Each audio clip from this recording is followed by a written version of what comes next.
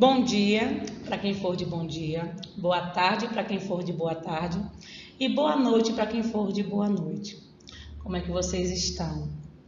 Pessoal, venho hoje gravar a nossa última disciplina do semestre, onde eu tive a honra e o prazer de ser chamada pelo Instituto para poder ministrar essa disciplina, que é ludicidade e psicomotricidade.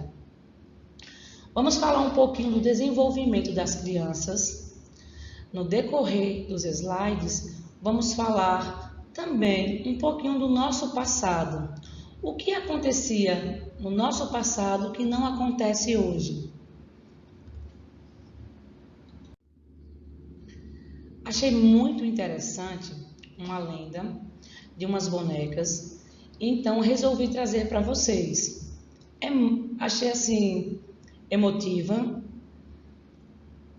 rara, porque hoje em dia quando você deseja algo bom para alguém é raro, principalmente no mundo que estamos vivendo hoje. Então a lenda é das bonequinhas, que é falando assim: a lenda das Abaiomis. Quando os negros vieram da África para o Brasil como escravos, atravessavam o Oceano Atlântico numa viagem muito difícil. As crianças choravam assustadas, porque viam a dor e o desespero dos adultos. As mães negras, então, desesperadas também, ao ver a agonia dos adultos e o choro das crianças, para acalentar elas rasgavam suas roupas, a borda da saia, e faziam bonecas. Como elas faziam essas bonecas? Elas simplesmente davam vários nós ou então faziam tranças nesses retalhos que elas conseguiam rasgar das próprias saias. Nisso elas faziam um formato de bonecas que para elas servia como amuleto de proteção. Essas bonecas, hoje símbolo de resistência, ficaram conhecidas como as Abaiomis, termo que significa encontro precioso. Em Iorubá, uma das maiores etnias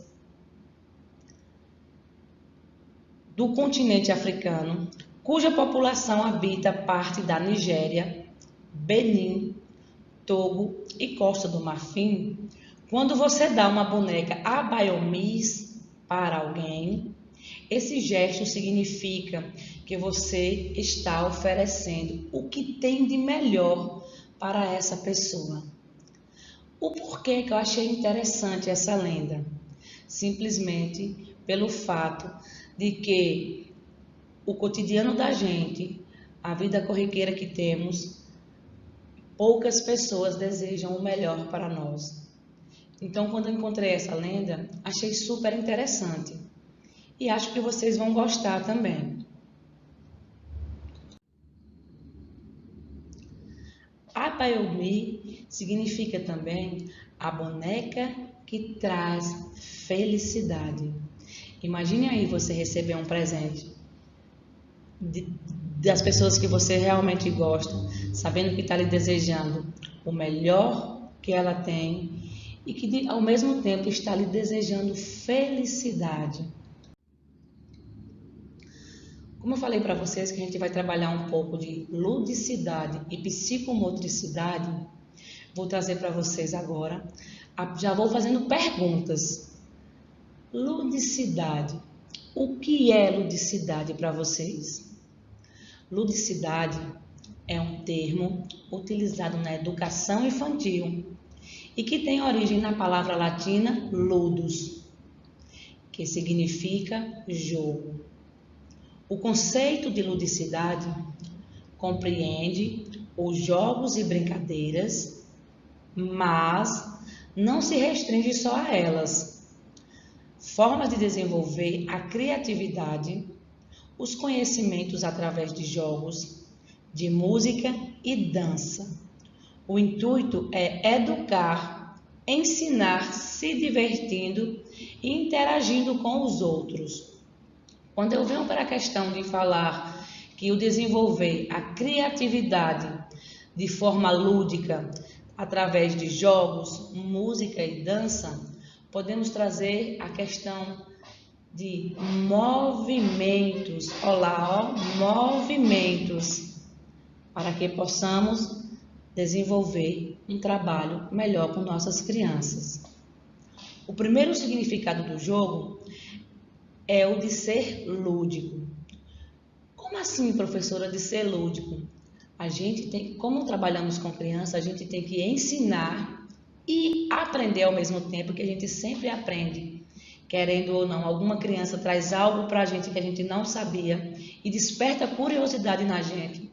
Então, a ludicidade, o lúdico quer dizer ensinar e aprender se divertindo. A criança e seu corpo. O mais marcante das crianças é a energia vital, pois seus corpos vibram em tudo o que fazem. Elas gostam muito de se movimentar. Geralmente, entram de corpo inteiro nas brincadeiras. Quem aqui nunca foi criança? Quem aqui nunca gostou de desafiar os outros? Quem nunca se jogou de corpo inteiro nas brincadeiras? É maravilhoso, é fantástico. São fantasias maravilhosas que podemos expressar com o corpo, com sentimentos ou com gestos. O corpo é explorado pela criança desde seus primeiros meses de vida. Ele é o verdadeiro órgão da aprendizagem e a estrutura que serve de suporte para a aprendizagem. Professora, o corpo serve para a aprendizagem? Sim, serve, porque simplesmente através dos movimentos corporais podemos desenvolver uma criança melhor. As crianças fazem seu descobrimento do mundo e das pessoas por meio do contato físico e de suas ações. Quando você vê, muitas vezes, uma criança muito quieta, é sinal de que o conhecimento dela não está sendo bom o suficiente. Então, vamos buscar ir atrás do que está acontecendo.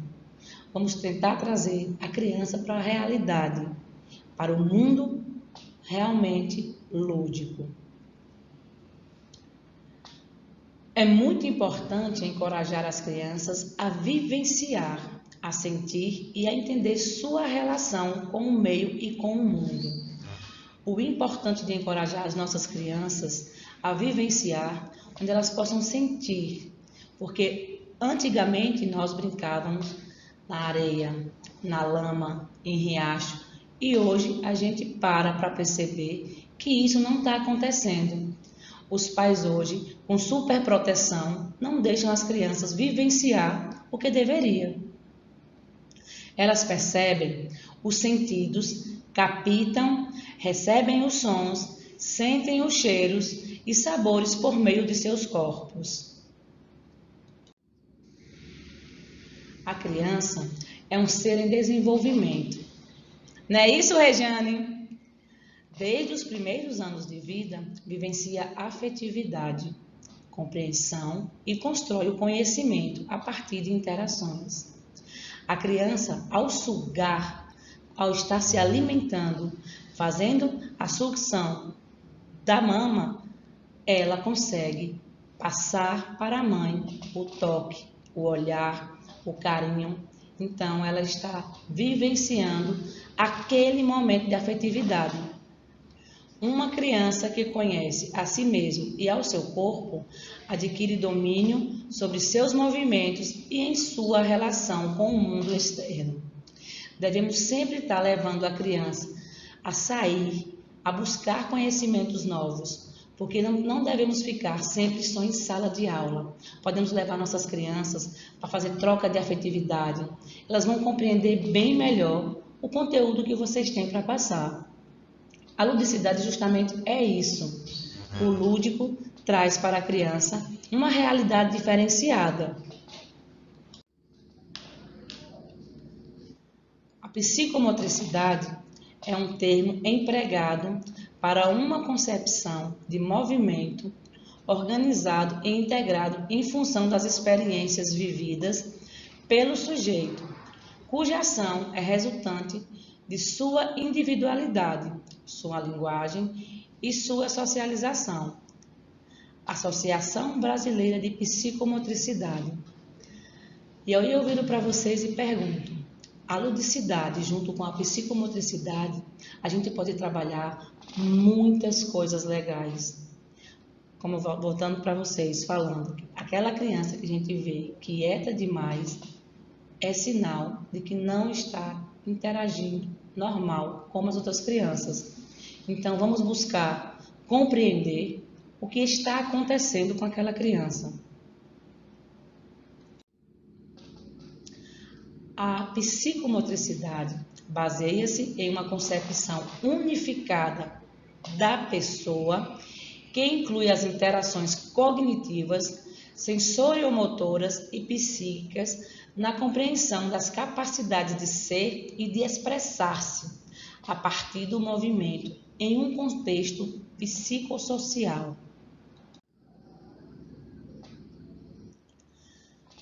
A importância da psicomotricidade no processo de aprendizagem. Olha o quanto é importante.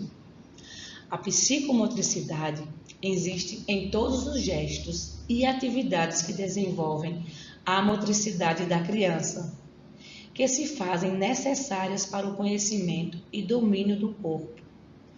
É um fator indispensável ao desenvolvimento global e uniforme da criança.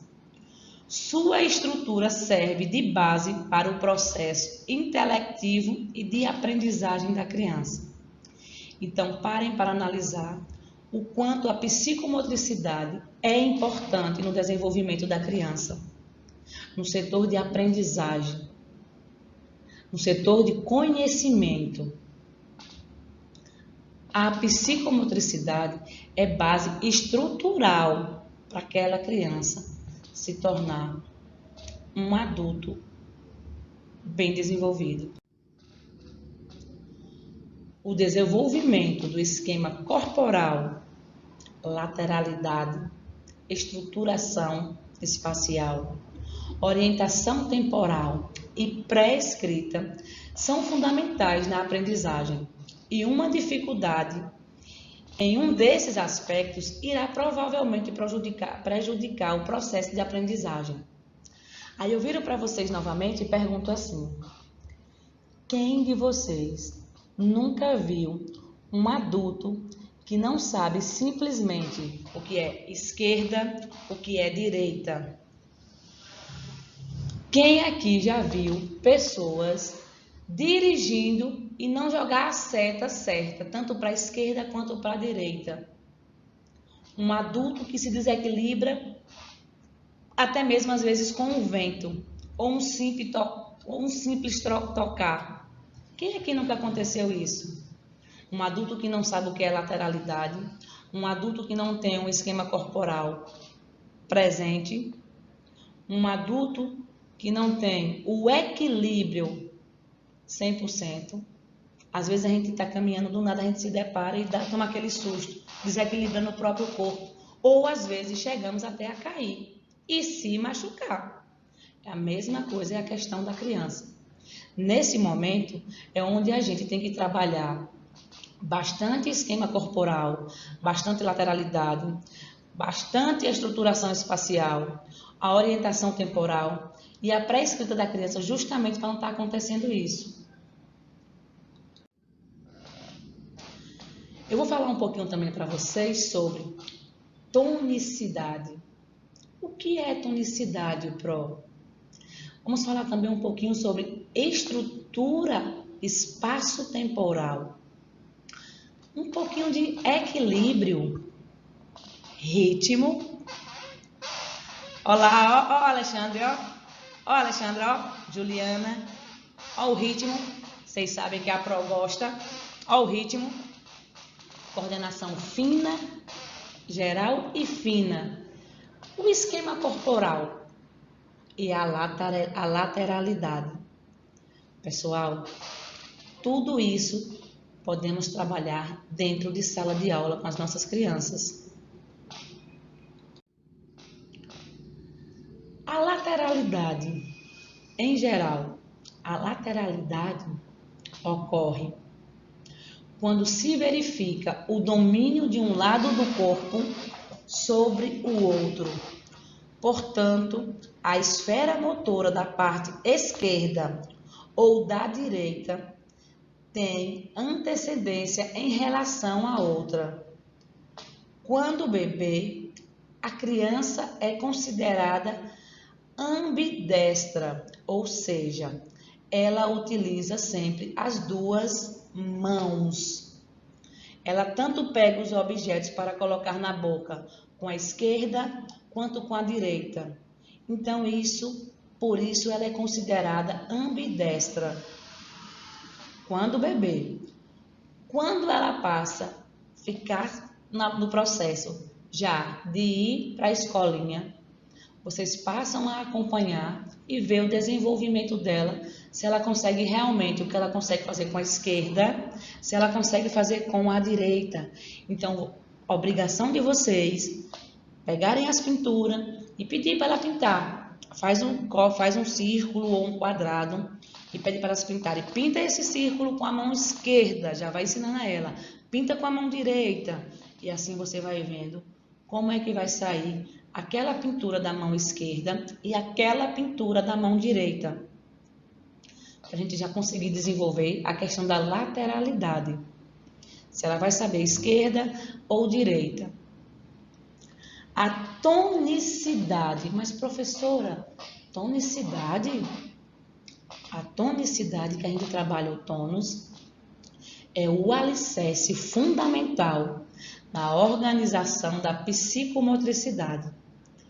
Tônus é uma manifestação muscular involuntária, permanente e infinitamente variável. Abrange todos os músculos responsáveis pelas funções biológicas e psicológicas, além de toda e qualquer forma de relação e comunicação não verbal. O tônus, então, é a estrutura, é o alicerce. Imagina aí uma casa sem alicerce. Quando a ventania bater, o que vai acontecer? Quando vier as chuvas fortes, o que vai acontecer? Então, a tonicidade é o alicerce fundamental na psicomotricidade. Coordenação motora fina. Essa é interessante. Dei um exemplo agora da lateralidade para a gente trabalhar a questão da pintura, em questão de esquerda, direita, frente, costa. Então, a coordenação motora fina relaciona-se com habilidades mais delicadas, como desenhar, pintar e manusear objetos pequenos. Nesse caso, observa-se em um envolvimento de pequenos músculos.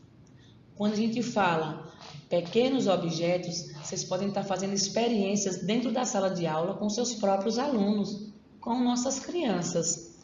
Coloca objetos na mão delas para elas tentarem manusear livremente para ver o que vai acontecer. A questão da pintura, a questão do desenho. Pede para ela desenhar algo interessante ou algo que ela viu em casa ou algo que ela viu no caminho, no trajeto de casa para a escola ou algo que ela está vendo de interessante dentro da própria escola ou dentro da própria sala de aula dela. Ou às vezes vocês podem pedir para ela desenhar algo que está dentro da mochila. E observa como é que vai sair esse desenho. Observa a questão da lateralidade dela para ver o que vai acontecer. Aí vamos falar um pouquinho também de esquema corporal.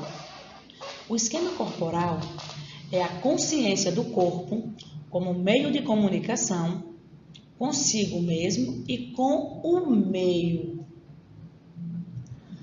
Quando eu falo com o meio, é porque a gente tem que tentar abranger tudo que está dentro da nossa sala de aula, fazer com que ela tente explorar aquele meio onde ela está. Ritmo. Ritmo. Amo trabalhar com ritmo. Não é isso, Jaqueline? Lindalva. Olha lá, solta os tambores. Tum, tum, tum, tum, tum, tum, tum, tum. Andréia. Elbia. Sani. Vamos lá. Ritmo. Ritmo é uma qualidade fundamental existente em todo ser humano, porém de forma diferenciada, pois cada indivíduo possui uma característica de ritmo e uma maneira própria de manifestá-lo. É um dos conceitos mais importantes da orientação temporal. Cada um tem o seu gingado, cada um tem o seu ritmo, o seu jeito de dançar, o seu jeito de agir aquela música. Tem música que chega na gente que quando você começa a escutar, você esquece até o que você ia fazer. Não é isso, Kátia? Então, ritmo todos nós carregamos dentro de si próprio. Imagine aí vocês explorarem cada criança, os ritmos que elas têm diferenciado. Tem umas crianças que vai ficar, igual um João Bobo, ou para frente ou para trás, ou então elas vão ficar igual os bonecos de Olinda, só pinotando, os braços soltos, as pernas pulando. Outros vão ficar igual um saci. Já outros vai ter aquele molejo de dançar, que muitas vezes vê até em casa o pai, a mãe ou outras pessoas do convívio delas dançando. Imagina aí você jogar a música e a criança saber dançar todos os ritmos que você estiver colocando. Então o ritmo também faz parte da psicomotricidade e é muito importante no desenvolvimento de nossas crianças. Já por volta dos 3 anos, as aquisições da criança são consideráveis e já possuem as coordenações neuromotoras essenciais. Aí eu falo, vocês sabem quais são elas? Então, as nossas coordenações motoras, as essenciais são andar, correr, pular, falar e se expressar. Aí você pode fazer tudo isso com nossas crianças utilizando jogos e brincadeiras. Imagina aí uma criança, você fazer brincadeiras com crianças dentro da sala de aula, pulando saco, corrida de saco. Você pedir para as crianças fazer os passinhos básicos de um balé. Vai ter preconceito às vezes? Vai. Mas solta as crianças, liberta elas. Esses aprendizados são, sem dúvida, o resultado de uma maturação orgânica progressiva, mas também vêm da experiência pessoal e são parte do produto parcial da educação. Foram obtidos e são complementados progressivamente ao tocar, ao apalpar, ao andar, ao cair, ao comparar. Tentem abusar bastante das nossas crianças. Tentem abusar da criatividade de vocês. Vamos colocar brincadeiras em que possa estar tendo pular, correr, saltar, andar. Tudo isso a gente vai trabalhar equilíbrio, lateralidade. Segundo Henri Vallon, 1975, passa por diferentes estados. Nos estudos desse teórico, ele destacou diferentes estados onde a criança está envolvida. O primeiro dele é estado de impulsividade motora, em que os atos são simples descargas de reflexos. Aí temos outro estado, que é estados emotivos. As primeiras emoções aparecem no tônus muscular, lembre, tônus muscular, onde é o alicerce da psicomotricidade. As situações são conhecidas pela agitação que produzem, evidenciando a interação da criança com o meio. Temos mais estados, estado sensitivo-motor, coordenação mútua, de percepções diversas, adquire a marcha, a compreensão e o desenvolvimento simbólico e da linguagem. Temos também estado projetivo, mobilidade intencional dirigida para o objeto. Associa a necessidade do uso de gestos para exteriorizar o ato mental, inteligência prática e simbólica. Quantas crianças às vezes usa gestos para poder tentar chamar a atenção da gente ou para poder demonstrar algo para nós? Quando o professor se conscientizar de que a educação pelo movimento é uma peça fundamental na construção pedagógica, que permite à criança a resolver mais facilmente os problemas atuais de sua escolaridade. Então, é como eu estava falando com vocês. Quando a gente consegue desenvolver naquela criança, puxar a interação dela, o desenvolvimento, o descobrimento, onde ela vai poder ter acesso mais rápido a todos os problemas e conseguir resolver mais rápido e melhor, vai ser melhor para nós professores. Lembre-se sempre disso. Na atividade lúdica, o que importa não é apenas o produto da atividade, o que dela resulta, mas a própria ação. O movimento vivido possibilita a quem a vivencia momentos de encontro consigo e com o outro, momentos de fantasias e de realidade, de resignificação e percepção, momentos de autoconhecimento e conhecimento do outro. Quando eu falo autoconhecimento e conhecimento do outro, é uma troca de conhecimentos, de cuidar de si e olhar para o outro. É onde trabalhamos a questão da afetividade. Passamos a receber afeto e distribuir afeto. Momentos de vida e de expressividade. O corpo é o verdadeiro órgão da aprendizagem e a estrutura que serve de suporte para a aprendizagem. É o responsável pela captação das informações e pelo registro delas, pois todo o aprendizagem passa por ela. Tudo que a gente aprender vai passar por uma fase do nosso corpo. A criança vivencia diferentes sensações, percepções, emoções, possibilita descobrir, possibilita de ampliar suas linguagens corporal, gestual e oral, expressando de diversas formas na sua relação com o meio. A gente às vezes quer trabalhar com a criança, vou dar um exemplozinho básico, a questão da ludicidade. Quando a gente fala em questão gestual, corporal, gestual, oral, vamos colocar, vou cantar aquela musiquinha. Cabeça, ombro, joelho e pé. Eu creio que 99% dos professores de pedagogia, os pedagogos, trabalham essa música em sala de aula, porque a criança aprende as partes do corpo, a criança aprende dançando em formas de ritmos diferentes e a criança aprende de todas as maneiras.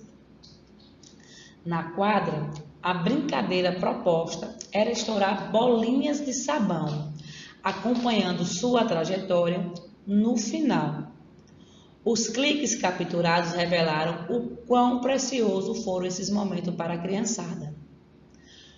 Eu botei essa questão falando sobre a quadra e as bolinhas de sabão, que eu gostaria que vocês fizessem, para quem já está dentro da sala de aula, e pudessem trazer essa experiência para a gente, contando o que aconteceu. Vocês podem trabalhar com as crianças também as formas geométricas. Vocês podem fazer círculos abusando das cores, coloridos ou pintando no chão. Vocês podem fazer quadrado, vocês podem fazer triângulos, vocês podem fazer uma linha reta. Então, De preferência, se vocês colocarem a linha reta, o professor fica soltando as bolinhas, faz a fila indiana com as crianças, então vai soltando as bolinhas, vai pedindo para elas estourar, estourar, estourar. Cada criança vai ter o direito de estourar. Aí vocês podem colocar também, agora cada criança tem o direito de estourar 2 ou 3 bolinhas. Vai estar trabalhando números com elas. Trabalha cor, forma geométrica, números, movimento, que é muito importante. Joga a bolinha para o lado esquerdo, para o lado direito. Vai estar trabalhando também lateralidade. Colocando elas dentro do quadrado. Só pode estourar as bolinhas. Colocam elas em cima daquela linha do quadrado, sem pisar dentro do quadrado. E o professor solta as bolinhas dentro do quadrado e pede para elas estourarem só as bolinhas que estão dentro do quadrado. As que estão fora não podem ser estouradas por elas. É divertido, é interessante, a criança interage, que é uma beleza, elas brincam, elas pulam, elas saltam, elas correm, é muito gratificante. Aí eu vou virar para vocês e perguntar assim, qual a importância da psicomotricidade para a aprendizagem? Por que a psicomotricidade é tão importante na aprendizagem?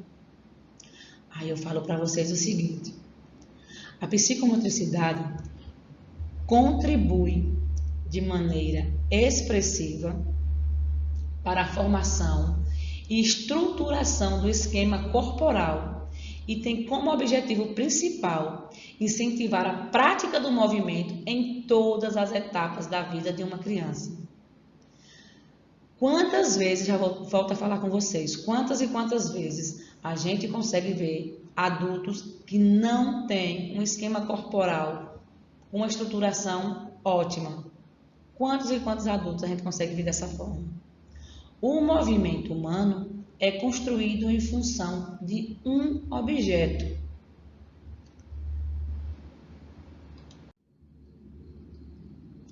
A distinção entre jogo e brincadeira. Pode-se dizer que o jogo é a atividade com regras que define uma disputa que serve para brincar e brincadeira é o ato ou efeito de brincar, entreter-se, distrair-se com um brinquedo ou jogo. Vou falar novamente. Qual é a diferença entre brincadeira e jogo? Lembrando a vocês que a brincadeira vocês podem explorar da maneira que vocês acharem melhor, contanto que envolva criatividade, muito movimento, de preferência com ritmos. Já o jogo tem que ter regras e limites. Agora eu viro para vocês e pergunto assim, imagine uma partida de futebol sem regras, sem um juiz para delimitar todas as regras. Imagine uma partida de basquete ou vôlei sem ter regras. Como seria?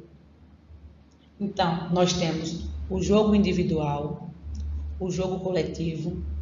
Dessas maneiras, a gente tem que estar trabalhando sempre com regras, sempre dentro das regras. Já a brincadeira, você também pode colocar regras, limitando a criança a não fazer isso, a não fazer aquilo. Mas o jogo já tem as regras bastante completas. Falando novamente, o jogo se origina do brincar, ao mesmo tempo em que é o brincar. Para vocês, o que é só simplesmente a brincadeira? As crianças estão brincando. Aprende brincando. Brincando se aprende. O conceito de brincadeira, segundo o dicionário, é a ação de brincar, divertir, entreter, distrair. Geralmente são jogos livres que têm a finalidade de ensinar e utilizar objetos lúdicos. A principal diferença entre a brincadeira para outras atividades diárias é a sua natureza divertida e criativa. Os jogos e as brincadeiras são fontes de felicidade e prazer que se fundamentam no exercício da liberdade e por isso representam a conquista de quem pode sonhar, sentir, decidir, arquitetar, aventurar e agir com energia para superar os desafios da brincadeira, recriando o tempo, o lugar e os objetos. Como assim? As brincadeiras, vocês podem ter limitações se vocês acharem que as crianças estão abusando um pouco do próprio limite de espaço, que é do meio onde estão. Já os jogos, independente do meio onde elas estão, sempre vai existir as regras. Sempre vai ter regras e limitações. Cada jogador tem que conhecer todas as regras daquele jogo que ele vai participar.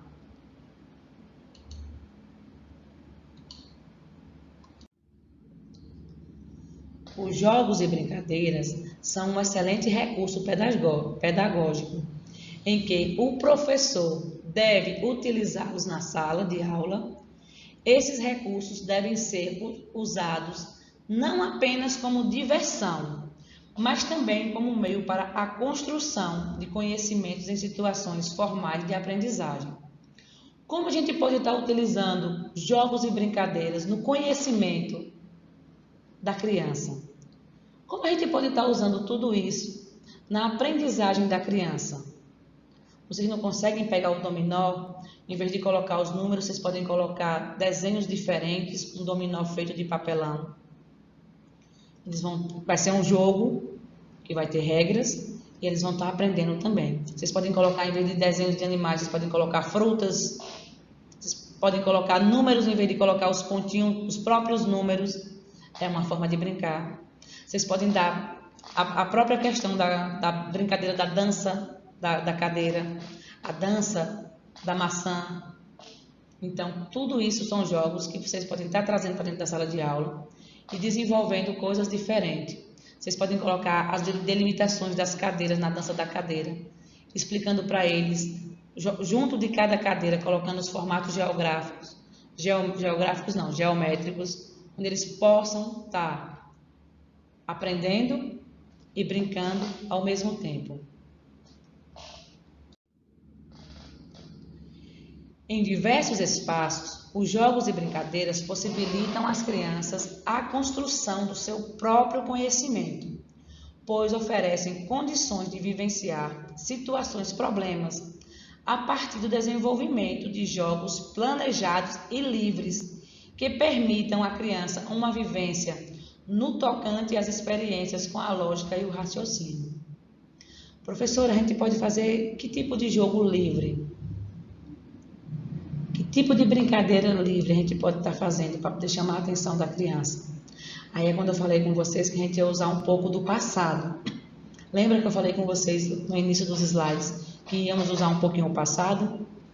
Então, quantas e quantas crianças vocês conseguem ver hoje com problemas de postura, com problemas de obesidade, com problemas depressivos? Por que isso está acontecendo? No nosso passado, a gente andava de bicicleta, a gente andava no meio da rua brincando, tomando banho de chuva, a gente pulava na lama, a gente brincava de bolinha de gude, ensinar a soltar pipa, a gente brincava de corrida de saco, a gente brincava de corrida de pneu.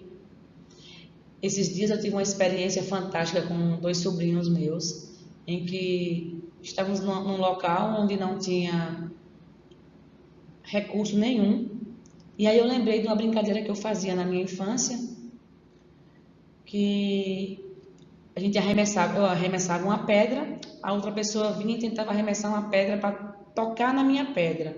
Se ela não tocasse e a pedra dela ultrapassasse a minha, era a minha vez de jogar aquela pedra e tocar na dela. Quando isso acontecia, aí zerava o jogo, voltávamos do início novamente. Gente, as crianças ficaram encantadas com uma brincadeira de simplesmente 2 pedras. Uma jogando, esperando a outra parar, para depois jogar para trincar uma na outra. É muito interessante.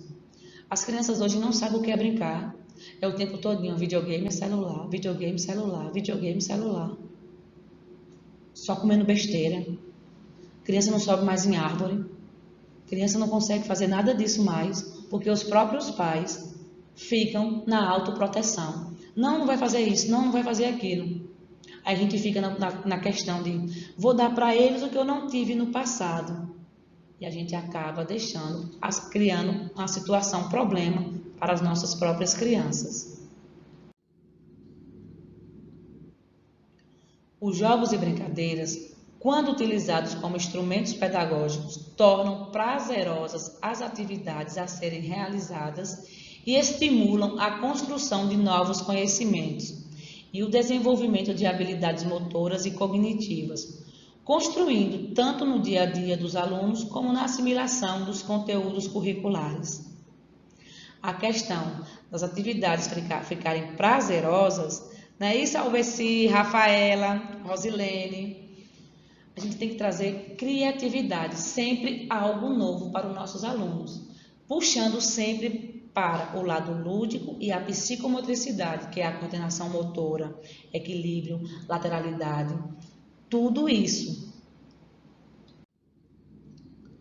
Jogos em sala de aula. Há melhora não somente na concentração, mas também no raciocínio e na interação entre os alunos, fazendo com que o desempenho deles melhore muito. Um jogo muito interessante que melhora bastante o raciocínio, concentração, raciocínio e a interação. É a questão dos joguinhos, do quebra-cabeça também é muito interessante.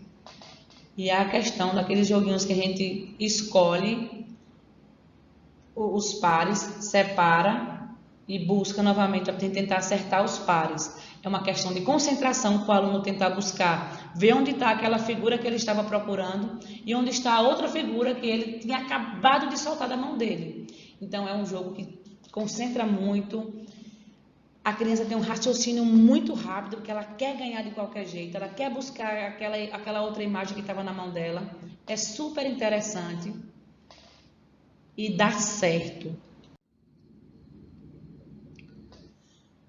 Aí eu vou virar para vocês, dentro das nossas atividades, que eu vou falar um pouquinho na estante. E assim, cada área que nós temos um profissional, como no caso a educação física, tem um educador físico, não é isso? Então, a pedagogia, nós temos o pedagogo. E quando a gente fala da psicomotricidade, nós também temos um psicomotricista. Isso, que é o profissional que ajuda bastante a gente dentro da psicomotricidade. Professora, nunca ouvi falar nisso. Pois é.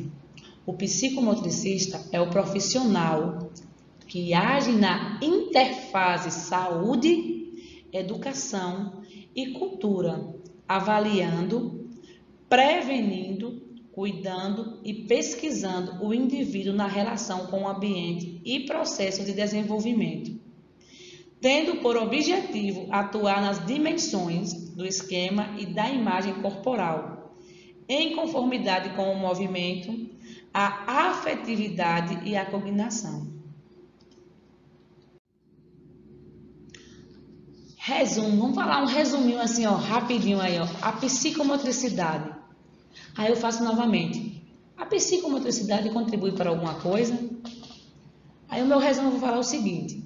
A psicomotricidade contribui de maneira expressiva para a formação e estruturação do esquema corporal e tem como objetivo principal incentivar a prática do movimento em todas as etapas da vida de uma criança.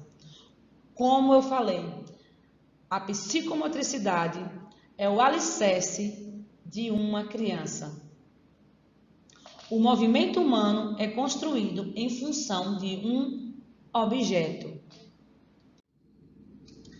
A psicomotricidade no desenvolvimento da criança visa favorecer o desenvolvimento cognitivo, afetivo social e psicomotor, procurando envolver jogos e atividades lúdicas para proporcionar um processo de ensino-aprendizagem significativo. Então, a ludicidade, junto com a psicomotricidade, podemos fazer crianças serem adolescentes e adultos conscientes e com esquema corporal perfeito. Vou falar um pouquinho para vocês também sobre as nossas atividades. A primeira coisa que eu quero falar com vocês é o seguinte. Quando eu falei das bonecas, das Abayomis, eu quero lançar para vocês também o seguinte. Quero que vocês possam fazer de retalhos as bonecas com nós ou tranças. Quero que vocês relatem para mim a questão de quando vocês fizerem essa boneca e se vocês vão realmente doar para desejar algo para alguém, que é como eu falei para vocês, que é a doação de tudo de bom e ela oferece felicidade e quem está dando está oferecendo felicidade para aquela pessoa. Gostaria que vocês registrassem isso, que para mim vai ser muito importante. Espero que vocês gostem muito dessa lenda, porque eu gostei, eu fiquei encantada. E aí a gente tem algumas atividades. O estudo dirigido, que tem o peso de 5, e eu vou passar algumas orientações. Esta atividade faz parte da avaliação da disciplina e tem peso de 5 pontos. Aí vem a primeira questão. De acordo com essa citação, que eu vou falar neste instante, dê a opinião pessoal se concorda ou discorda. Agora eu preciso que justifique suas respostas, no mínimo 10 linhas. Aí a citação é o seguinte: o corpo é explorado pela criança desde seus primeiros meses de vida. Ele é o verdadeiro órgão da aprendizagem e a estrutura que serve de suporte para a aprendizagem. É o responsável pela captação das informações e pelo registro delas, pois todo aprendizado passa por ele. Lembre, mínimo de 10 linhas. Aí vem para a segunda questão. A criança é um ser em desenvolvimento. Desde os primeiros anos de vida, vivencia afetividade, compreensão e constrói o conhecimento a partir de interações com outras pessoas e com o meio em que vive. Uma criança que conhece a si mesma e ao seu corpo adquire domínio sobre seus movimentos e em relação com o mundo externo. Comente sobre essa citação acima, também no mínimo de 10 linhas. Terceira questão. De acordo com seus conhecimentos, conceitue ludicidade. Se vocês olharem direitinho os slides, se vocês olharem direitinho a apostila, vai estar lá direitinho. Quarta questão. Qual a diferença entre jogos e brincadeiras? Eu deixei bem claro para vocês. Não esqueça de definir cada um deles abaixo. Eu quero diferenciar. Um pouco falando sobre jogos e um pouco falando sobre brincadeiras. Quinta questão. De acordo com a apostila, o que é psicomotricidade? Aí eu venho para a sexta questão e falo assim: defina psicomotricista. Lembrem, quinta questão, o que é psicomotricidade? E a sexta, defina psicomotricista. Aí vamos para a segunda atividade, que é a atividade complementar individual. E a gente fala assim, que tem um peso também de 5. E do texto, eu tirei as seguintes palavras. A importância da psicomotricidade no processo de aprendizagem, orientação. É o que eu vou dizer para vocês agora. Esta atividade faz parte da avaliação da disciplina, tem peso de 5 e é necessária a leitura crítica da apostila. Eu preciso que vocês façam isso em forma de texto.